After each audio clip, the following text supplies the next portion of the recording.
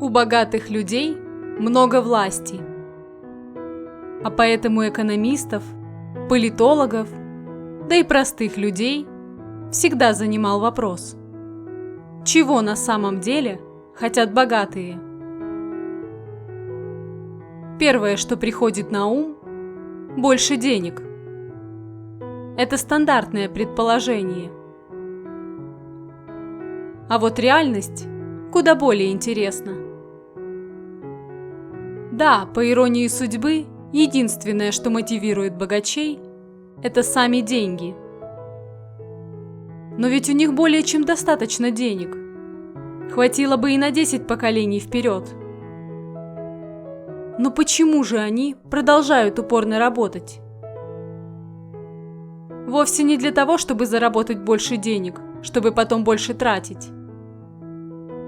Они зарабатывают больше денег, чтобы оставаться победителями. Проще говоря, чтобы их уважали и любили. Богатые так много и упорно работают ради любви окружающих. Они мало спят и допоздна засиживаются в офисе.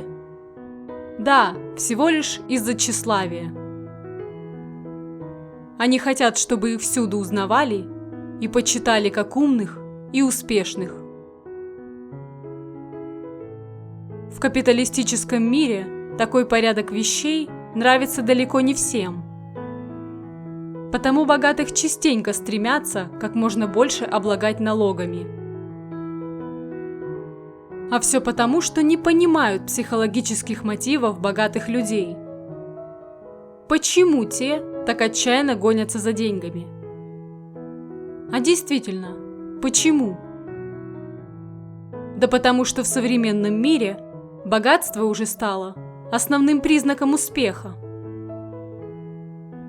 Если бы мы только могли развеять это заблуждение и перенаправить манию богатых на более социально полезные цели, каких же грандиозных результатов мы бы смогли тогда достичь для всего общества и планеты в целом? А вот стратегия заставлять их отказываться от богатства с помощью новых налогов заранее обречена на провал. Так можно добиться лишь того, что богачи будут все больше уходить в подполье или просто сбегут в другую страну, прихватив с собой все свои активы. Нам известно уже много таких случаев. Значит, наша главная цель состоит в том, чтобы соблазнить богатых новыми мотивациями, заставить их захотеть принести пользу своему обществу, дав им то, чего они, как мы уже знаем, на самом деле хотят в глубине души. Ведь общество может очень сильно мотивировать таких людей. Например, чувством благородства. Солдаты совершают величайшие подвиги для своей страны на поле боя в обмен на признание и благодарность, даже не требуя, чтобы им много платили. Ученые десятилетиями трудятся в нищете в надежде получить признание за свое открытие. Да, общество начинает понимать, какую важную роль играет тщеславие в сфере бизнеса. Потому в некоторых странах за особые заслуги внедряют какие-то медали от президента или королевской семьи. Но шансы получения такой награды ничтожно малы и совершенно непредсказуемы. Да и прямо скажем, они не способны серьезно мотивировать упрямых капиталистов в их повседневной деятельности. Значит, нам необходимо выработать какие-то четкие критерии, которые могли бы обеспечить богатым людям определенный статус. Например, хорошо обращаться со своими работниками, производить полезные, экологически безопасные товары и услуги, не злоупотреблять ресурсами и заботиться о планете.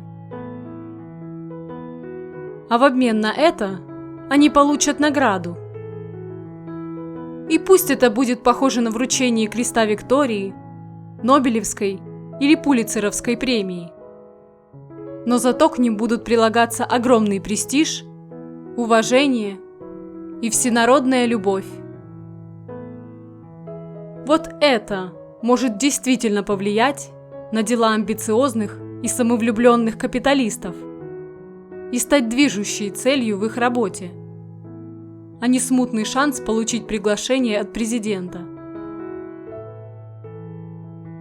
Известный экономист и философ Адам Смит умело распознал два главных движущих фактора в человеческой жизни. Это любовь к деньгам и любовь к славе. Он утверждал, что мудрое общество должно научиться использовать любовь к славе, когда общественное благо вступает в конфликт с любовью к богатству. Другими словами, нам нужна энергия предпринимателей. Нам нужны их напор и решимость. Но если деловых людей и дальше будет мотивировать только неконтролируемая прибыль, мы все разоримся. Чтобы решить эту проблему, нам не нужно ждать, пока богачи чудесным образом станут великодушными или добрыми, ставя благо общества выше своего собственного.